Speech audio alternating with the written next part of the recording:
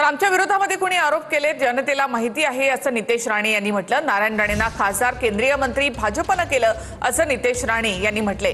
निलेश राणे शिंदेच्या शिवसेनेचं काम करतात। निलेश राणेंच्या समर्थनार्थ एकही नेता का येत नाही असा सवाल देखील नितेश राणेंनी केला। आम्हाला दिलेली जबाबदारी आम्ही पार पाडतोय असं नितेश राणे यांनी म्हटले।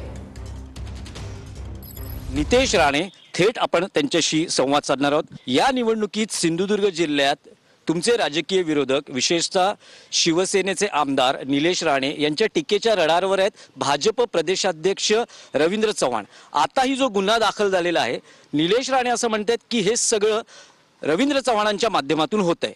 हो, पण माझं परत म्हणणं आहे, निलेशजींनी कशावर काय मत द्यावं, त्यांच्या पक्षाने कशावर मतदान मागावं, हा पूर्ण पद्धतीने त्यांचा पक्षाचा विषय आहे। मी त्यांना थांबू शकत नाही, मी त्यांना काही सांगू शकत नाही। मी फक्त माझ्या पक्षाची भूमिका, मी माझा पक्ष कुठल्या अजेंडावर निवडणूक लढवतोय हे सांगणं माझं कर्तव्य आणि ते मी करतोय। आदरणीय रवी चव्हाण साहेबांनी या सिंधुदुर्गासाठी, ह्या कोकणासाठी किंवा राणे कुटुंबासाठी लोकसभा असो, विधानसभा असो, या सगळ्यामध्ये काय काय केलं, काय काय त्यांचं योगदान आहे हे आम्हाला चांगल्या पद्धतीने माहिती आहे। ते बंधू निलेश राणे असं म्हणतात की प्रदेशाध्यक्ष रवींद्र चव्हाण यांचा राणे कुटुंबियांवर काहीतरी पर्सनल राग आहे। का असं, म्हणजे का होऊ शकली नाही रवींद्र चव्हाणांच्या बाबतीमध्ये 2 तारखेच्या नंतर आम्ही सगळेजण बसून बोलू। हे तिवार सत्य आहे। कोणी किती आज त्यांच्यावर टीका केली, पण आम्हाला माहिती आहे रवी चव्हाण साहेबांनी काय केलेलं आहे आमच्यासाठी कुटुंब म्हणून। आम्हाला माहिती आहे देवेंद्र फडणवीस साहेबांनी काय ताकद आम्हाला दिली आहे ना, हे आम्ही कधीच विसरणार नाही। शेवटी राजकारण राजकारणाच्या भागी, निवडणुकीच्या जागी, पण माणुसकी कोण विचारता कामा नाही।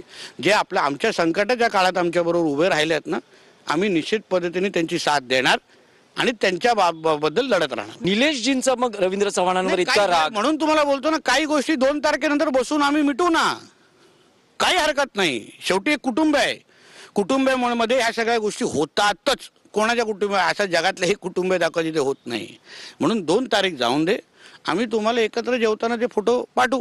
तुमच्या बंधूंनीच एक स्टिंग ऑपरेशन केलं, त्यात काही मालवणात भाजप पदाधिकाऱ्याच्या घरी एक रोकड सापडली आणि जो आता आरोप केला जातो आहे की रवींद्र चव्हाणांनी सिंधुदुर्ग जिल्ह्याची संस्कृतीच बदलून टाकली। तुम्ही आमच्या सिंधुदुर्गच्या मतदारांचा कोणी अपमान करू नये, आपल्याला विनंती करतो।